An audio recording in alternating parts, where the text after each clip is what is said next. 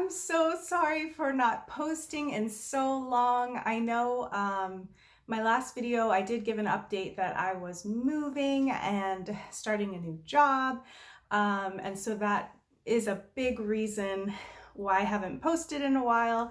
And this move was actually the most time-consuming move that we've had because we moved everything into storage, we stayed with family, and then once we got everything out of storage and into our new home, which we are finally in, we couldn't even really get settled because my husband used to work in construction and he just couldn't help himself. He had to repaint and pull out carpet and put in new floors because he didn't like a lot of what was going on at this home and he had to redo a bunch of things. So that's why this move was a lot, took a long time, but I also have big news and I want to share this news from the beginning. So I'm going to go back in time and show you a video that I shot pre-COVID.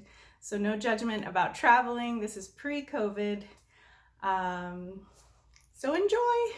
Hello. So I've been traveling and I decided when I got home I was going to take a pregnancy test, but I couldn't find any. All I could find were tests that expired in 2017. So I took that old expired test and got a positive result. I have never gotten a positive result. I was so excited, but expired tests give false, inaccurate results all the time. So my hopes got up a little bit, but I ran out to the store when I was able to, got a test. So here we go with a new test, not expired. I'm pregnant! Oh my goodness, what a long journey. My husband and I are so happy, like we can't even process it. Like this journey's been so long and I can't even tell you the details with the last cycle, what we had to go through to conceive. It's just a little TMI, but I can't believe it. I'm so happy. So grateful for my doctors, my surgery, conceiving right after surgery. Endometriosis is just, takes so long to diagnose, and I'm happy to know what was causing my infertility and happy for my treatment, and now I'm pregnant. So happy, so happy. So here's my literal big news. Big belly. I'm pregnant.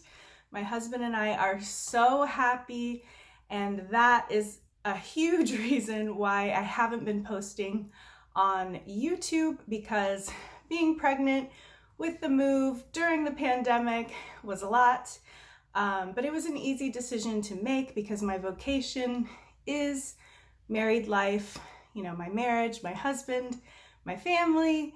So it was an easy decision to make, to prioritize our family over YouTube. I love YouTube, but I 1000% know that my calling from God is my vocation.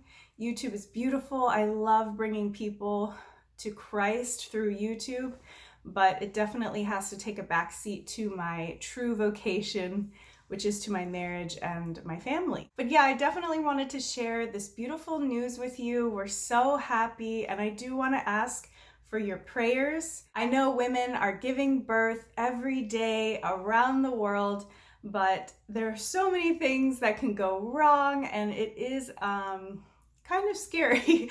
You know, I'm studying natural birth and, you know, also being prepared for, you know, any unexpected thing that could come up, and there's so many things. So I would greatly appreciate your prayers. I want to share some more details about my story. You all know about my endometriosis. Actually, before my surgery, I visited the Tomah of Our Lady of Guadalupe in Mexico City, and that was in 2019. And in 2019, I really came to a peace about my fertility, and I prayed every day, Lord, please help me to love your will, not my will, whatever that may be, children or no children. And I asked for Mary to help me to love God's will as she loves God's will, which is perfectly. And so when I visited the Tomah, I prayed that prayer so genuinely, and I truly was at peace with whatever God's will was for me.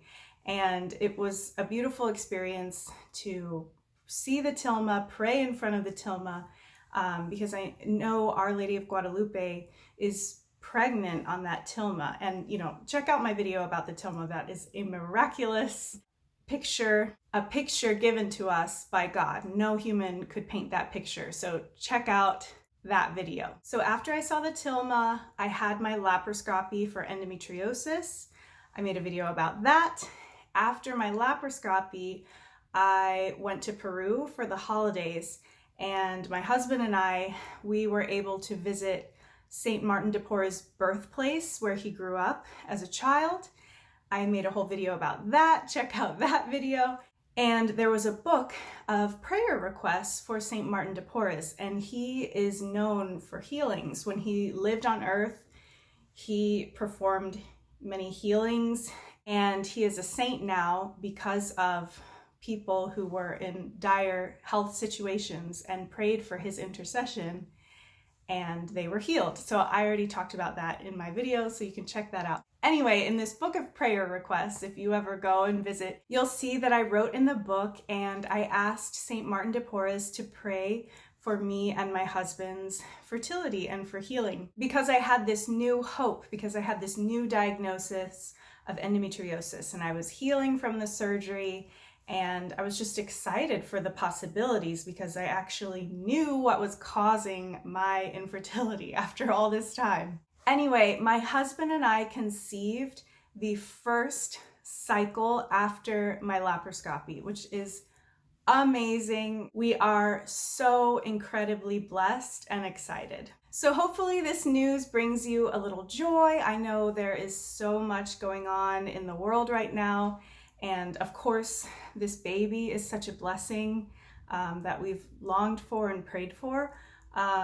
But also the timing actually is a blessing for me because, if I were not pregnant, I would feel called to speak on so many things going on in the world right now. And it's actually been a blessing that, I do stay updated on what's going on, but my time is not spent making YouTube videos about all that's going on. I mean, I think it's great that everyone's talking about everything going on in the world right now, the pandemic, the election, racism, discrimination. But it's been a blessing for me to just focus on my vocation and prepare for baby. And I just encourage anyone watching who, is watching a lot of the news every day and posting on social media about everything. Like, if you feel yourself, feeling down, definitely take care of yourself. Speak to a professional or just take some time to yourself to go on a walk, be in nature. Take care of yourself and be self-aware.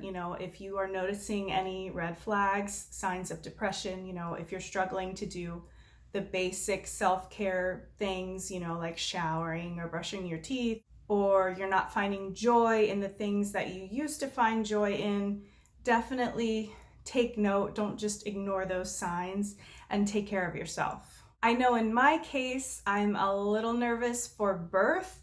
Even though I've worked in childcare for over 20 years, I had a huge learning curve because all of the babies that I took care of over the years were formula fed, in disposable diapers, and sleep trained. And those are all three things that ideally I don't want to do. I want to breastfeed, I want to cloth diaper, and I don't want to sleep train. So, but no judgment, on any mom or whatever she wants to do. I worked for a mom who was in chemo, for example, so she could not breastfeed. So there's no judgment from me. You have to do whatever works for you. But in my case, I just, for example, the diapers. I have changed so many disposable diapers. I've thrown away so many disposable diapers over those 20 years and reading about disposable diapers.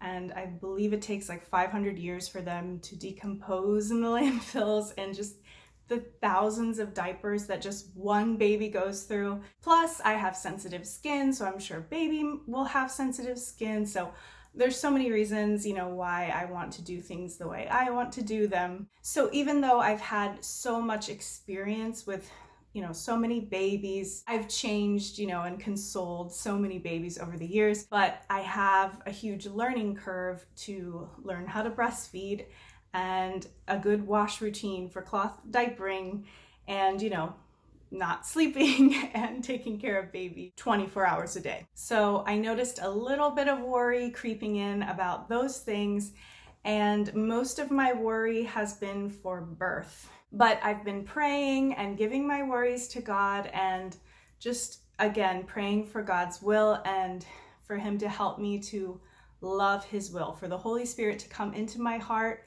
and to help me to love God's will, whatever that may be. Last thing I want to share is this book, Made for This. It is so good. One of my sweet friends sent it to me right when she heard that I was pregnant. So grateful. I have so many amazing people in my life. I'm so grateful for all the beautiful people in my life. I'm not going to do like a full review on this book, but let me read some of my notes. Through Jesus's pain and suffering on the cross, Christ gives us new life. And through the pain and suffering in childbirth, women bear new life. In both of these sacrificial instances, both shed blood for new life. The Son of God chose to be born of a woman. Birth is holy and beautiful. When two people become one flesh in the baby, that baby is the fruit of their love. So those are just a few things that I loved from this book. Highly recommend. Thank you so much for your prayers, and I'm praying for you too. God bless you. Bye.